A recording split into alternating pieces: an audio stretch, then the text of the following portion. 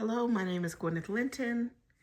I am a Reiki master, a drugless practitioner. I love to talk about positive topics to encourage you, self-help, healing, Reiki, natural healing, spiritual healing, any aspects of that manifestation I like to talk about on this channel. I would appreciate if you're watching and you enjoy this video today, if you would like, share, or subscribe to my channel and check out the other videos. If you see somebody that would be interested in this topic or it could help them or you think they would like this, then please share them with it. And I appreciate you for doing that ahead of time, for sharing, and subscribing. So let's just go ahead and get into the topic today. The topic that I want to talk about is becoming. And that might sound kind of broad. What do you want to talk about becoming? Becoming is a word that has been used in songs, used in books. Michelle Obama wrote a book, Becoming. There was a song, she'll be becoming around the mountain. We're going to get into that.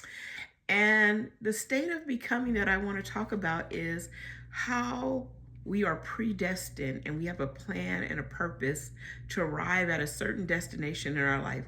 We came to this world to do something. We are here. We are predestined. There is a purpose for our life. And a lot of times in the beginning, it takes a while to figure it out.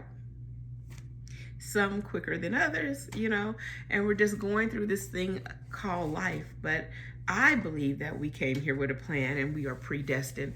So within that mind thought, there are different events that happen in your life, positive and negative. And I believe that the positive and negative push you to the place that you arrive where you should be. You become who you were intended to be, When negative things happen, a lot of times we're like, nobody wants negative things to happen. But sometimes negative events and actions have to happen, and it changes our mindset. It pushes us in a different place, in a different state of mind. It might cause us to work harder, wanting to achieve something, It might move us from a place that's toxic and say, I need to be somewhere else, whether it's a job, a relationship, various things. And so I just want to talk about that for a minute. Can you remember or think about a negative event first? We want to go to the negative first. A negative event that happened in your life that actually helped propel you to do something more positive or to be in a better place or to live your best life, The first thing that comes to mind to me is about back in high school. In high school, I remember making a lot of changes with my friends, the friends that I was hanging out with, the people I grew up with, and starting to hang out with different people, meeting different kinds of people. And you're just really going from junior high to high school. In junior high, you're figuring out who you are, who really, do you want to be, and who do you want to hang with. You might have had an image in your head already about something you want to pursue in life, but you really figure out who you are during that time, okay? And I remember having a lot of friends, knowing a lot of people. I always knew a lot of people. We were a military family. We knew people from on the base and also our neighborhood and our church. And our parents were active in a lot of different auxiliaries and different groups of people that they knew as well. And me and my sister, we knew their children and things of that nature. Okay, but I remember separating from the people that I grew up with as a child from elementary and junior high and meeting other people. And in that process, I also identified with a lot of people that just didn't like me for whatever reason. They didn't like me. They didn't care for me. And they would say things like, oh, I'm stuck up. The thoughts that they had and the things that they were saying were not true. And they didn't know that because they never took a chance to get to know me, It was just like, I don't even know you. I've never even had a conversation with you. How could you make a determination? But that's fine because everybody is not everybody's cup of tea, right? Okay? But during that time, I remember I was a little angry, angry about that. You don't know me. Who you think you know me? We've never even had a conversation. But it didn't hold me back from moving forward and being a happy person and having other friends and doing events in school and stuff. But I always kind of wondered about that in the back of my head. And then even some people that I became friends with, I decided that I didn't want to be friends with them anymore. They weren't the type of people that I want to be around. They didn't have the characteristics of the type of people that I want to have in my life, okay? And so some of those ended with arguments or disagreements, and it seemed negative. It was negative at the time. But later on, it was a blessing. And I discussed this with one of my close friends. I said, some of those people, they just thought we were stuck up and we were like high-minded and stuff like that. But am I high-minded because I have goals and ambition? Am I high-minded because I don't want to get mixed up with trash? If so, then yeah, I'm high-minded. And that's the mindset that I had then and even now, because these people thought they were just the bee's knees. They thought they were just the greatest thing since sliced bread, and they were so popular, and they were, some of them imagining that they were this person, this certain particular character that they didn't even portray, okay? And I realized later on, as you go back and you hear about people and where they are now or what happened to them after high school, that a lot of these people, they didn't end up doing much of anything. Some of them ended up dying early, at an early age, tragically. Some of them were involved in gangs. Some of them were in drugs. Some of them had a hard life, okay? Not all of them, but a lot of them that were in that place that they were judging me and about who I was, or they didn't like who I was or how I was. And I think another thing that was kind of intimidating and uncomfortable for them, I was always comfortable just being how I am and who I was and not caring. I had my own style, my own taste. Wasn't trying to mimic anybody. I just was me. And I'm still just me, and I'm happy to be just me and comfortable in my own self, in my own skin, comfortable with my own style. I don't have to worry or be concerned that this person doesn't like my style, or they think that this dress I have on is ugly, or, or they don't like my hair, or they don't like the way I laugh. I don't care, I'm just comfortable being me. And I'm thankful for everything that I have. But back then, as a child and growing up as a teenager, I would look back at it sometimes and like, well, why do they feel that way? Or why did they not like me? Or why would they say those things about me? And I realized as I got older, that was spirit protecting me. Rejection of particular events, people, jobs, groups, often can be protection. I didn't get messed up with the wrong type of people. I didn't get in with these people that want to be involved in everything. And maybe I would have opened up or got into something that I shouldn't have been in. And it's not that I wouldn't arrive where I need to arrive to do what I need to do. I would have still arrived, but it would have been a longer road. Because I don't really feel like we make mistakes. I feel like we take longer trips and we arrive there, or we can take a shorter trip. I would have took a longer trip to arrive. And so here I am today, and I'm very proud of a lot of things that I have accomplished and where I am and how I feel about things. And I know that those negative situations that I encountered were part of me arriving here, as well as the positive things. It's a whole mesh of all those things together. So don't be too hard on yourself if you experience negative situations. Don't be too hard on yourself if you say, well, I always got the short end of the stick. Keep pushing forward. Keep dreaming, Keep desiring to have more, and you'll get there eventually. If you just keep being persistent and then you keep having that drive. Because see, the word becoming I looked it up to get the definition about it. The definition is the process of coming to be something or passing into a state. The definition is the process of coming to be something or passing in a particular state. So it is an action word. I'm becoming.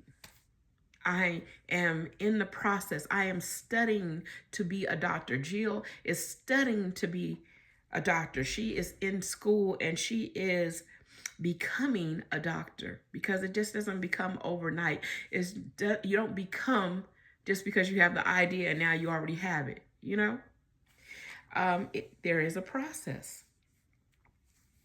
But I love it because becoming is an action word, so that it means I'm in it. It's not like try.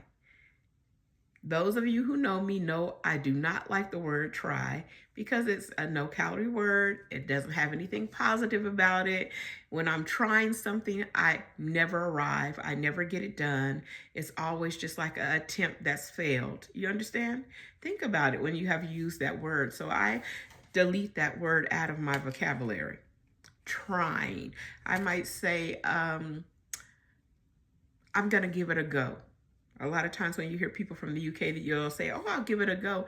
And that's a wonderful little term to me, because that means that I'm in it. It's like, just do it, like Mikey, like Nike. I say like Mikey, like Nike. I'm just do it. I'm in it already, okay? I'm doing it. I'm doing actions to arrive there. But if I'm trying, I'm never even getting started, okay? And I'm not going to arrive. So the process of becoming, when I was looking up about becoming, because I like to do a little research if I'm going to do a video about something. And so I started thinking about the song, She'll Be Coming Around the Mountain. And maybe that might tell my age. Some of you newer people or younger people, maybe you never heard that song, but they used to sing that song, She'll Be Coming Around the Mountain. It was a term they say, she'll be coming in pink pajamas. And I looked it up a couple of days ago, and I found a video about this lady. I believe her name is Janine. I'm going to cite her in the comments later, because you might want to see this video. And she was from South Carolina. She was talking about the true meaning of the song, She'll Be Coming Around the Mountain. It had a very awesome meaning to it, and it was a song that was used to code meetings and coming together, okay? And her grandmother told her that she wasn't wearing no pink pajamas. So that was, you check the video out. It's really great how she brings it together. But just to give you a short meaning about it, she was saying that in South Carolina, she grew up around the coal mines.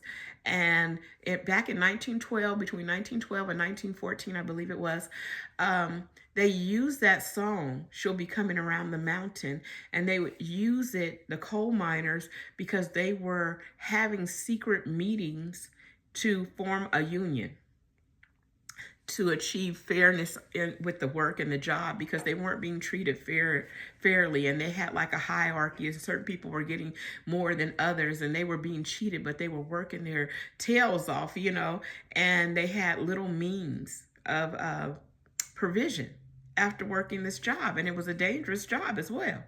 So they used this song, and they would sing it in different keys, and there was a lady called Mother Jones. And Mother Jones was this awesome woman. She sounds like a woman of strength, an older woman. And she would go and check around, check what's going on, seeing if people were around, because were there guns, was it safe to go there, because they were not allowed to have these organized meetings. It was against the law. Okay, and so they are the ones who were starting, the forefathers that were starting to arrange these groups and meetings so they can get unions. Okay, and they would sing, She's Coming Around the Mountain. That means that they were coming on the train. And Mrs. Jones would go up by herself, and that's why I said she was a powerhouse of a woman. She would go up and she would check the edge to see if it was safe, and she would find a place that they could meet at, and then they would sing that song. They would play that song, and they said they would play it in I believe letter G, and that was like a higher, more exciting music. And when they played it in letter G, they knew, okay, come to the meeting. She's coming around the mountain. We're going to go on the train. And then the 6 white horses represented something positive as well. And then I remember on the end of it, she says, excuse me, we'll be eating chicken and dumplings. And she said the reason why that was used was because it was just like chicken and dumplings is that warming home cooked meal that, you know, just tastes good, smells good, home cooking, but it wasn't like an expensive meal. You know, it's not like caviar or something like that, or steak and lobster or something, but it was just like a good home cooked meal that anybody can make. And they said, we'll all be eating chicken and dumplings, you know? And so if you get a chance to look at that video or look it up, and to even listen to that song and just know the history of that song. But the part that I want to dissect and take out was, she'll be coming around the mountain. It was an action word of her plans on what they were going to do. We're coming around the mountain. We're coming in a positive way with 6 white horses. We're coming around. And then I thought it was interesting too, because I thought about mountain. We always associate a mountain with a trial or a challenge. You know, get over the mountain. Even the song, there's, you know, ain't no mountain high enough. You know, a mountain is a hurdle. So they were getting past these hurdles.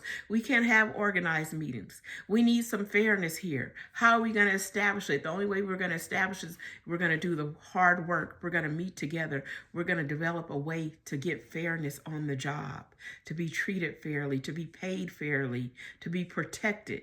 And they established it, you know?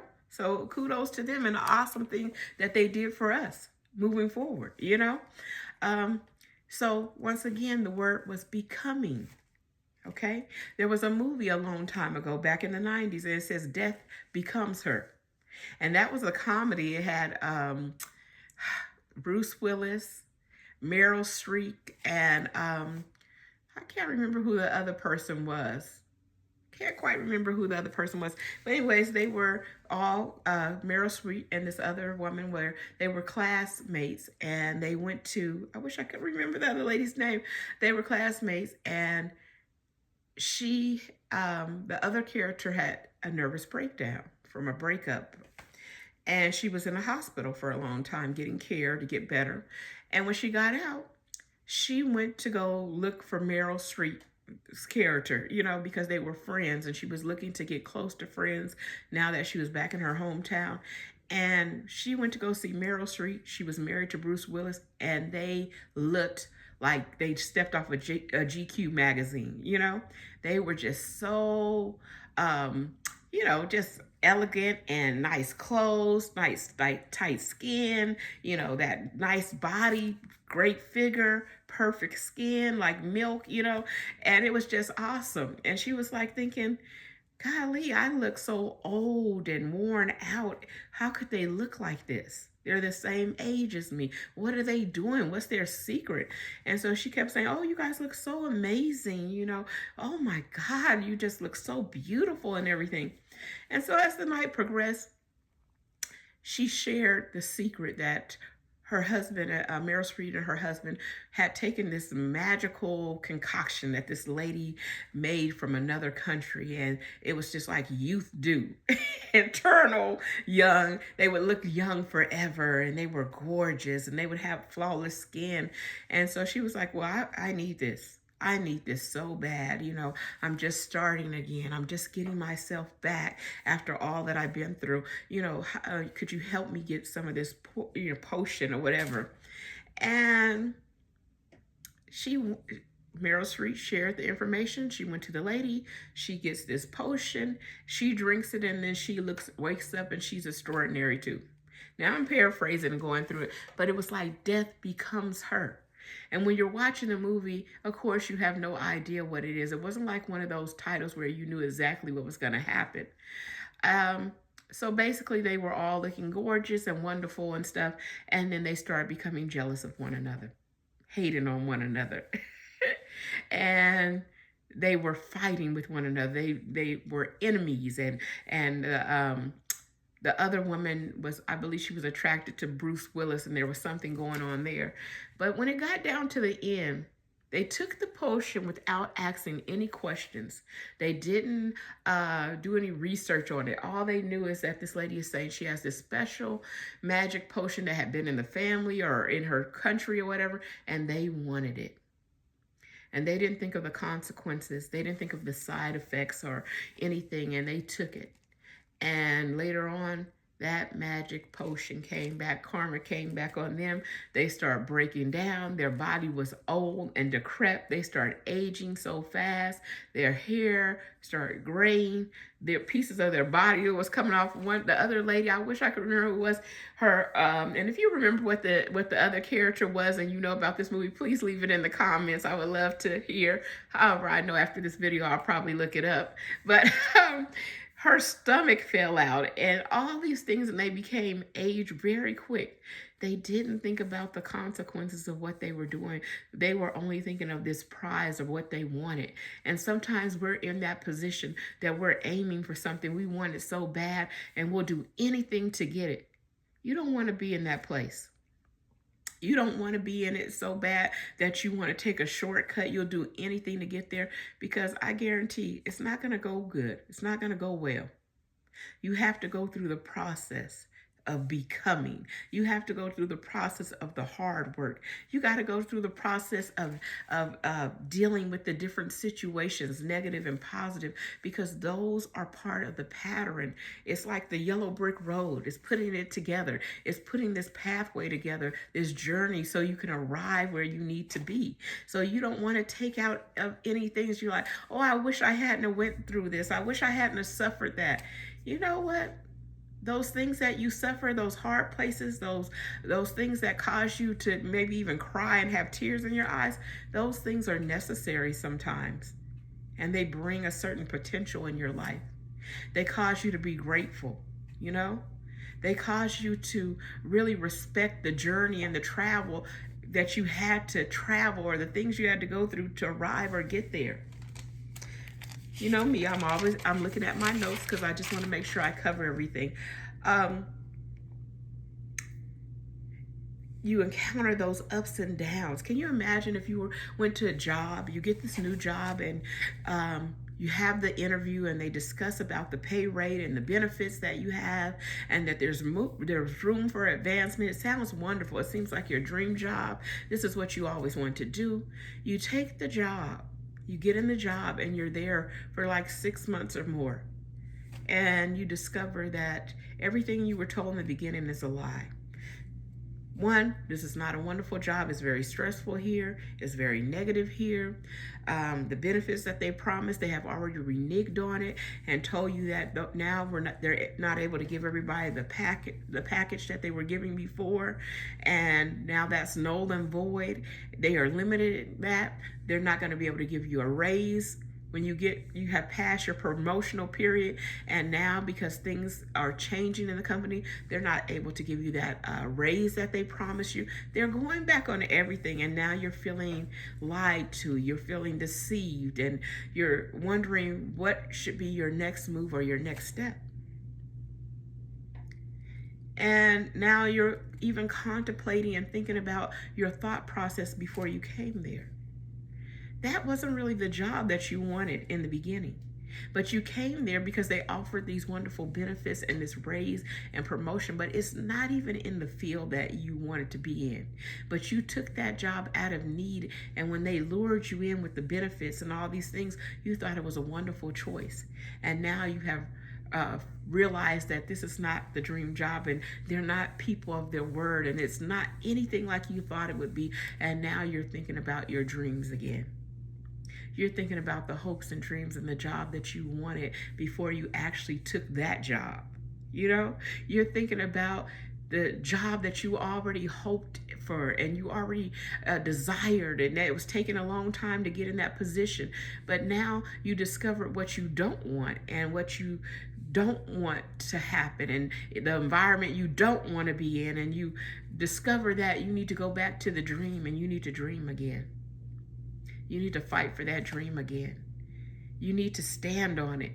And now you have like some gas in your tank. You have like a drive that you never had before. My husband would say, now you're ready to go harder than paint. Now you're ready to go harder than paint to make it happen. It's not a thought that it will not happen, because you're going to do everything necessary to make it happen, so you can arrive, and so you can be happy, and so you can be satisfied. Do you understand that? So that negative event of having that job, or being lied to, or it not turning out to be what you thought it would be, has caused you to get back in the right mind, to have more of a drive than you had before. Because before, if you would be honest, you were just being a little lazy about how you were pursuing that dream. Let's get to another thing. Okay, you move into, you're looking to move into a place. You've been staying in apartments, but you desire to have a house. You don't have the money for the house yet, so you move into another apartment, and you get into that apartment and you stay there 1 year. You sign another lease 2 years. You sign another lease 3 years. Now you forgot all about the house. You still don't have that deposit that you need, but you have a little money. And now you're becoming a little lazy, and you're starting to settle. You're like, well, this is a nice apartment. It's close to my family. It's close to my job. I could use that money to do something else. It's so much money for a down payment. It's such a responsibility. Now you're deciding to not go for the house because it's easier to stay in the apartment. I don't have to worry about yard work. Everything is taken care of for me in the yard aspect in an apartment. It's just me by myself. So why would I get a house? Now you've talked yourself out of your dream. Knowing you dreamed of having a house. Now you start spending the money. You're spending the money on the wrong things. You're spending the money on lavish things for yourself. And now it's coming to the end of your lease. You receive a letter from the leasing office, and now your rent is being raised significantly. You've spent your money that you had to start out for the down payment. Now you don't have that. You're still in the apartment complex. Now they're going up on rent, and you start thinking about that home again, because it would have been more reasonable to move in a home that you own instead of keep paying these people more money for rent. You don't own anything. You don't know if next time the lease is up, they're going to ask for more money. You haven't got a raise on your job. What are you going to do? Now you're in this situation. So now, out of desperation and being upset, you have a drive. I got to get an extra job. I got to do something else to get more revenue and more money so I can get into that house.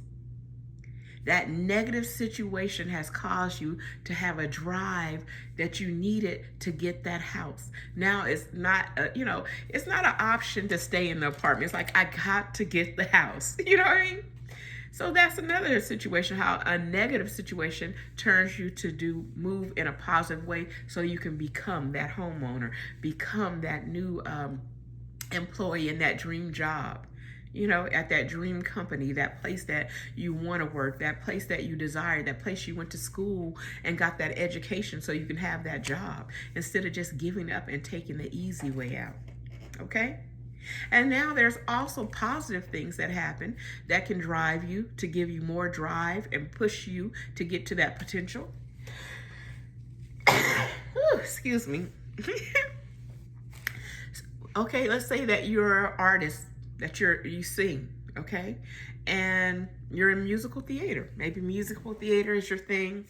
And you hear about an event coming up, this particular presentation or this play is coming up that you want to be in, and you think about auditioning for it. You were thinking about it for a couple of weeks. Excuse me. My allergies are just acting up. But anyway, so you want to be in this play. You think about going for the lead role. You just don't want to be a supporting actress. You want that lead role. You just dream of being in that lead role and how you would feel, and you just feel so accomplished, and then it can open the doors for other things as well. You decide, I'm going to go to the top. I'm going to audition for the lead role. Why not? If I don't get the lead role, there's a chance that I might still be able to compete for a supporting role. So you tuck this thing in. You don't even tell any of your friends about it, your family. You're preparing for this audition. The day comes, you go to the audition, you give it everything you got. You get the role. You get the lead role. Even though you didn't totally believe it yourself. It was like you were half in and half out with the belief. I believe I have what it takes. I believe I can do it. But at the same time, in the back of your head, it was like this little negative talk saying, well, how dare you go to the top like that? Maybe you're not ready for that yet. But you put all that behind you and you audition and you get the role. And you are in that presentation. You're in that play. And it's just wonderful. You're having the time of your life. And the other cast members are pleased with your presentation. And the director tells you that they're interested in having you to continue on with working with them. And they have another play coming up and they're interested in having you and looking at you for one of those lead roles. The door is open now, the door of opportunity. Now that has built your confidence up, that you have a drive to go after more things now. You're not going for the bottom. You're not trying to be the extra or the supporting role. You're going to the top. You're on the top and you want to remain there. But you have a confidence that you didn't have before. You let go of that fear. The fear of maybe I can become it, maybe not. Maybe I'm not the right person for it. Maybe I'm not skilled for it. All that went out the door when you got that position that you went after. So now that is motivating you. You understand? The state of becoming. What is it that's heavy on your heart and mind today that you want to become? What is it that you haven't pursued yet with all your heart? What is it that you're still waiting on, or still a dream, or still sitting on your dream board? You know, how many dream boards have you made with this same thing on it and it still hasn't come into fruition because your heart is not in it? You're not really going after it with everything that's in you, you know? So this video and this clip is about encouraging you to become all that you were meant to be. You know, some of you know what you were meant to be. You know what you were meant to do, but you're playing it small. You're scared. You're limiting yourself. You're listening to the negative talk of others that don't have the courage to become. I hope that today that you would think about that and you would get out of the way. That you would let nobody and no thing, even yourself, stand in the way of becoming who you desire to be. Becoming and being in that position. Arriving at the place where you're supposed to be and create the things that you were supposed to create. Because you were created for something particular. You have a purpose. Your purpose may not be the same as mine, and it most likely is not. It's something different. But what is it? Allow it to flow. Flow from your heart. Flow from your being. Don't be afraid to discover it and allow it to come out. You put in the hard work. You pursue it with everything that you have. You're going to be so proud of yourself when you arrive there. You're going to be so happy.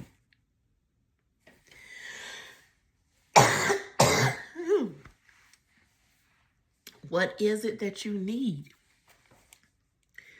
Think about the situations in your life.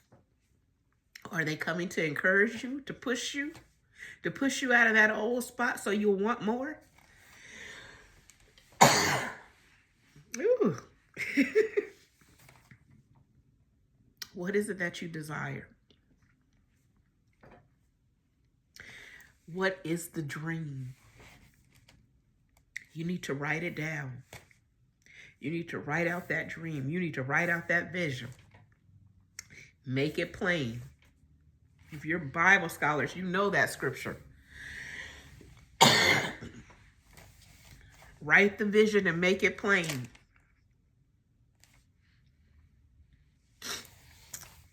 Read that scripture. If you don't know that scripture, I'm telling you, write the vision. If you have a vision, if you have a promise, if you have a dream, you need to write it out. You need to read it each day. You need to look over it. Then you need to organize a column and, okay, what is it that I need to do to get here, to arrive here? Get busy on that list. You can't just sit here and think that it's going to arrive and fall in your lap. You have to do the hard work. You have to study. You have to be motivated. You have to be persistent. You can't let go of your dream because somebody else doesn't believe in your dream. You have to believe in it. And when you connect in with Spirit, you and God, you make it happen. I know you can do it. Because when you connect in with Spirit, Spirit's going to help you to arrive there. But you got to do your part. What's your part? You can't just sit about there dreaming about it. Get active. Start dissecting that thing. Okay, I've already put this in action. I've already done this. What else do I need to do? And while you're doing that, you're motivating others that are watching you on the sidelines. They're watching. They're seeing what's taking place. They're saying, if she can do it, I can do it. I watched her do the hard work. I heard her talking about it. I saw the motivation behind her. I saw all that she went through to get there. Now I'm going to go and do the hard work, and I'm going to arrive where I need to arrive. I'm going to become who I was intended to become. If you enjoyed this video today, if you needed that encouragement to walk in your dream, to walk in the vision, to write the vision and make it plain, if you needed to hear that today, please comment below. Please like and share and let me know, what is it that was standing in your way? Is it you? Was it somebody else? What is it, the dream, if you want to share that too? What is your vision? Share it in the comments. Because see, when you put things in the comments, you build that community of coming together, of talking with one another. We start the conversations. And you don't know who we might meet on here. You don't know me. Some of you know me, but some of you don't know me. But doesn't mean that I don't have a word for you. To encourage somebody else, to help you with something, to help you to build, to move the obstacles out of the way. Maybe you've been making excuses, and then now all of a sudden this video comes on and you see this video and you're encouraged to get up again. That is my hope for you. Now I'm going to just take a moment. I'm going to get a sip of water because I want to do some healing in this video before we leave today. I promised you that we would do some healing. I'm going to work with my healing staff today. So you just get ready. If you have an intention on something that you need, maybe your intention is, give me that drive, give me that help I need to make this happen, to get motivated again. Maybe you're physically sick. Maybe you're experiencing headaches or toothache. Maybe you have something like that, a body ache going on. Maybe you need to be in a more positive mindset. Maybe you need to raise your vibration. Whatever it is, if you need clarity, I want you to make that intention, and I want you to be in the mindset and say, I accept this healing that's about to come forward. And as you say those things that I accept, and you give consent for the healing, and you make your intention, I believe Spirit is going to move on your behalf. I believe that you're going to be transformed and changed. You're going to feel something shifting in you. And if you feel something shifting in you and you get an automatic healing or some change of mind or change of your body, or you release that tension, that stress, that headache, those body aches, please come back and comment and let us know about what happened and what you experienced. Okay? Let me just grab that little drink of water, okay? And I'll be right back with you.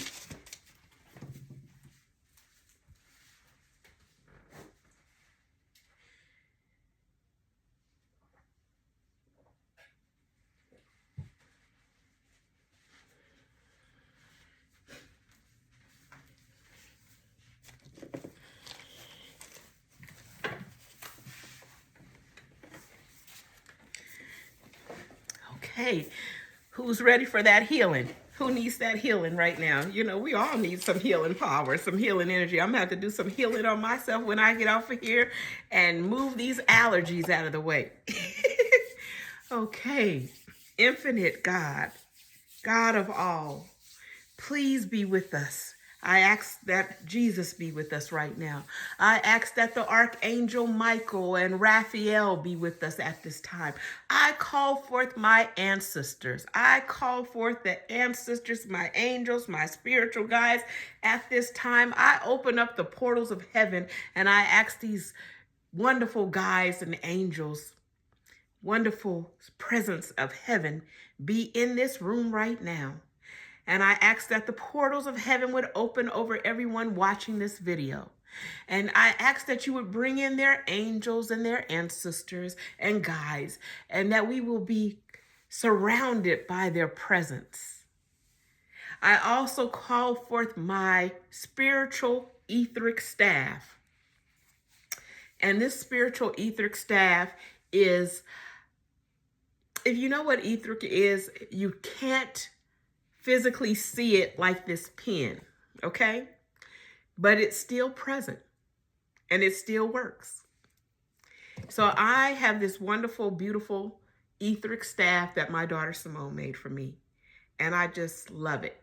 And I use it for healing sessions. And matter of fact, this weekend I am running a special on the etheric staff healing, okay? For an hour session. It's $50 for an hour session.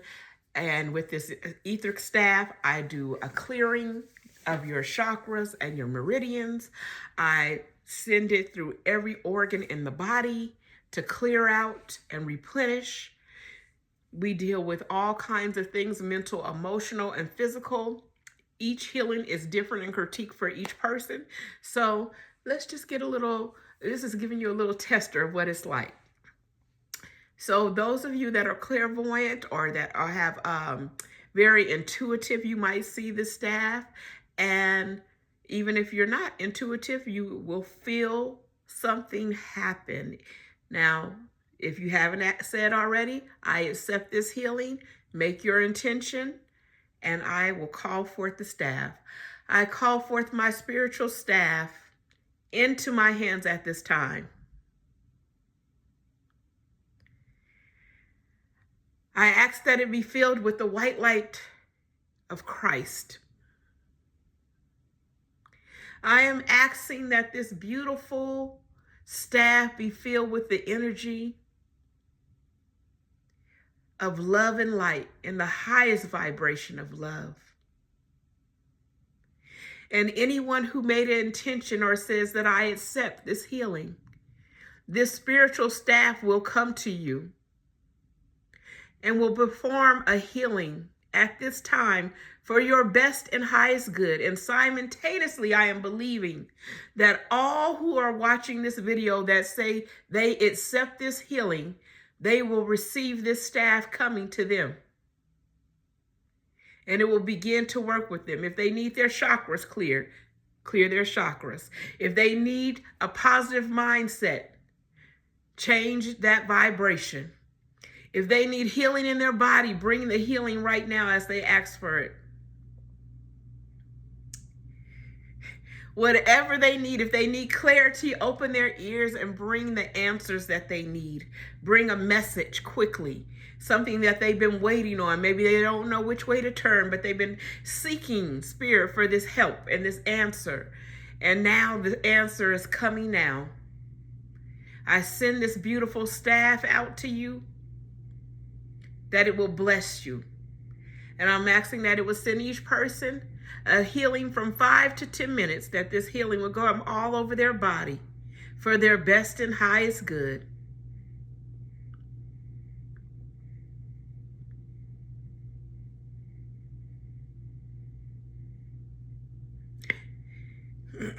And I am seeing the staff, it changes how it looks in the different colors. Today I am seeing it with quartz crystal and violet purple, a very deep violet purple, and quartz crystal all around it. And Archangel Michael is working with that staff and working with the healings with that right now.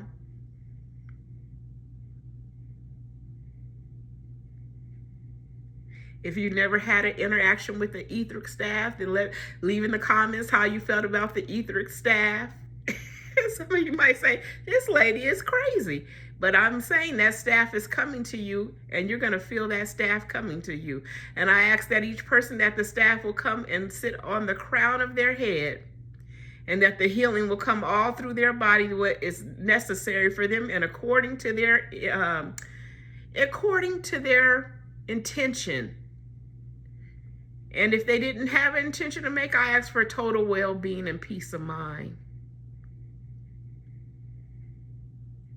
Happiness, joy, financial blessing.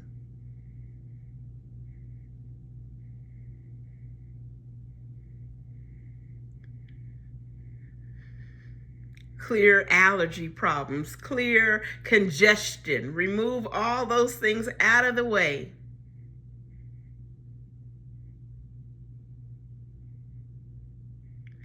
And as you guys are finishing up with this healing, this awesome healing that we just received, if you want an individual healing of the healing staff or Reiki or spiritual healing, if you need help or assistance and you're looking for a spiritual teacher to work with you in healing aspects, I do coaching, spiritual healing coaching, or anything like that, reach out to me. I'm going to leave my contact information in the comments below, and reach out to me. If you have a question about anything, I would love to answer it. I would love to work with you. Just remember to walk in the light, that you have purpose. Even if you haven't found it or discovered it yet, there's purpose in your life.